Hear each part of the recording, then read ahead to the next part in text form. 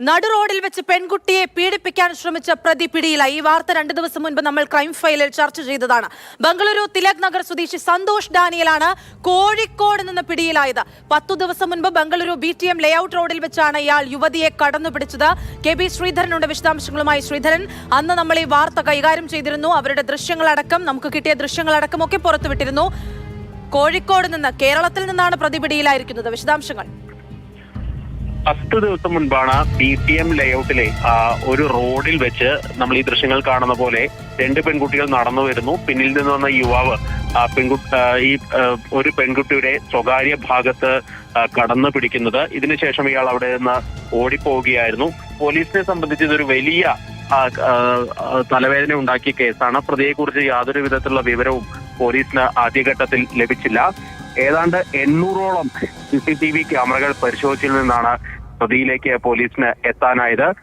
അതായത് ഇയാൾ ഇവിടെ നിന്ന് രക്ഷപ്പെട്ട ഒരു ബൈക്കിന്റെ CCTV ദൃശ്യങ്ങൾ ഇതിനിടയിൽ ലഭിച്ചു. ഇത് കേന്ദ്രീകരിച്ച് നടത്തിയ അന്വേഷണത്തിൽ ഇയാൾ ആദ്യം തമിഴ്നാട്ടിലെ ഹൊസൂരിലേക്കും അവിടെ നിന്ന് സേലത്ത് ചെന്ന് പിന്നീട് കേരളത്തിലേക്കും കടന്നു എന്നുള്ളതാണ് പോലീസിന് ലഭിച്ച വിവരം. തുടർന്ന് കഴിഞ്ഞ ദിവസം കേരളത്തിലെത്തി കോഴിക്കോടിന്റെ ഒരു ഗ്രാമത്തിൽ നിന്ന്, കോഴിക്കോട് ജില്ലയിലെ ഒരു ഗ്രാമത്തിൽ നിന്ന് പിടികൂടി എന്നുള്ളതാണ് ബംഗളൂരു പോലീസ് ഔദ്യോഗികമായി അറിയിച്ചിരിക്കുന്നത്. ബംഗളൂരു വൈറ്റ്ഫീൽഡിലെ ഒരു കാർ ഷോറൂമിൽ ജോലി ചെയ്യുകയാണ് ഈ പിടിയിലായിട്ടുള്ള സന്തോഷ് ഡാനിയൽ എന്നുള്ള ഈ ഒരു വ്യക്തി. തിലക് നഗർ സ്വദേശിയാണ്. അതായത് നഗരപരിധിയിൽ തന്നെയുള്ള തിലക് നഗറിലെ താമസക്കാരനാണ് ഈ പ്രതി. ഏതായാലും ഈ ഒരു പെൺകുട്ടിക്ക് എതിരെ നടന്ന ആക്രമണം അതിനെ വളരെ സില്ലിയായി കൈകാര്യം ചെയ്തു എന്നുള്ള ആക്ഷേപമൊക്കെ ഉയരുന്നു. ഇതിനെ ആഭ്യന്തരമന്ത്രി നടത്തിയ ഒരു പ്രതികരണം തന്നെ വലിയ വിവാദങ്ങൾക്കൊക്കെ വഴിവെച്ചിരുന്നു.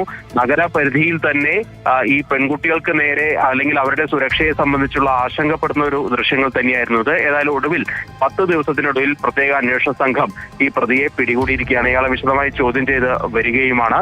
ഒരു കാര്യം ചോദിക്കട്ടെ, കോഴിക്കോട് ഒരു ഗ്രാമത്തിൽ വെച്ച് ഇയാളെ പിടികൂടി എന്ന് പറയുന്നു. അയാൾ അവിടെ ഒളിവിൽ കഴിയുകയാണെന്ന് മനസ്സിലാകുന്നു. അയാൾക്ക് കോഴിക്കോടുമായോ കേരളവുമായുള്ള ബന്ധം എന്തെങ്കിലും ഉണ്ടോ? ബന്ധുക്കളോ അല്ലെ അങ്ങനെ എന്തെങ്കിലുമൊക്കെ ആണോ? നിലവിൽ അതേക്കുറിച്ച് ബംഗളൂരു പോലീസിന്റെ ഒരു കൃത്യമായിട്ടുള്ള വിശദീകരണം വന്നിട്ടില്ല. ഇയാള് ആദ്യം പേര് കേട്ടപ്പോൾ ഇയാൾ മലയാളിയാണോ എന്നുള്ളൊരു സംശയമൊക്കെ ഉയർന്നിരുന്നു. പക്ഷെ അക്കാര്യത്തിൽ ഒരു കൃത്യമായിട്ടുള്ള ഒരു പ്രതികരണം ഇനിയും ബംഗളൂരു പോലീസിന്റെ ഭാഗത്തുനിന്ന് വരേണ്ടിയിരിക്കുന്നു. നാളെ ഒരു പക്ഷേ ഇത് സംബന്ധിച്ച് സിറ്റി പോലീസ് കമ്മീഷണറുടെ വാർത്താ സമ്മേളനം ഉണ്ടാകും. ഏതായാലും ഇയാൾ കേരളത്തിലേക്ക് രക്ഷപ്പെട്ടു. അവിടെ ഒരു പ്രൈവറ്റ് പ്രോപ്പർട്ടിയിൽ നിന്ന് ഇയാളെ പോലീസ് എത്തി പിടികൂടി എന്നുള്ള ഒരു ഒരു പ്രതികരണമാണ് പോലീസിന്റെ ഭാഗത്തുനിന്ന് ഉണ്ടായിരിക്കുന്നത്. ഏതായാലും വൈറ്റ്ഫീൽഡ് DCPയുടെ നേതൃത്വത്തിലുള്ള അന്വേഷണ സംഘമാണ് ഇയാളെ അറസ്റ്റ് ചെയ്തിരിക്കുന്നത്.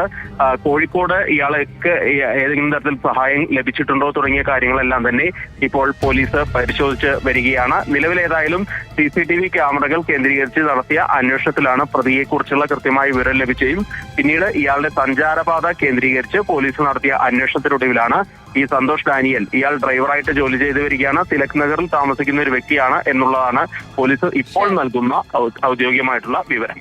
യഥാർത്ഥത്തിൽ നടക്കുന്ന ഒരു ദൃശ്യങ്ങൾ തന്നെയാണ്. 2 പെൺകുട്ടികൾ നടന്നു പോകുന്നു. പിന്നാലെ ഈ സന്തോഷ് ഡാനിയൽ എന്ന വ്യക്തി വരുന്നു.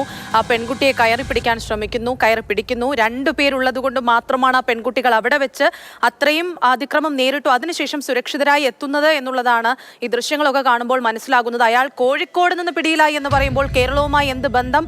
അയാൾക്ക് മലയാളിയാണോ എന്നൊക്കെയുള്ള കാര്യങ്ങളൊക്കെ സംശയം വരുന്നുണ്ട്. ഒരു ചെറുപ്പക്കാരനാണ് ഇത്തരത്തിൽ ഈ ഒരു അതിക്രമം, ലൈംഗികാതിക്രമം നടു റോഡിൽ വെച്ച് കാണിച്ച് ഓടിപ്പോയത്. 10 ദിവസത്തിന് ശേഷം പ്രതിപിടിയിലായിരിക്കുന്നു.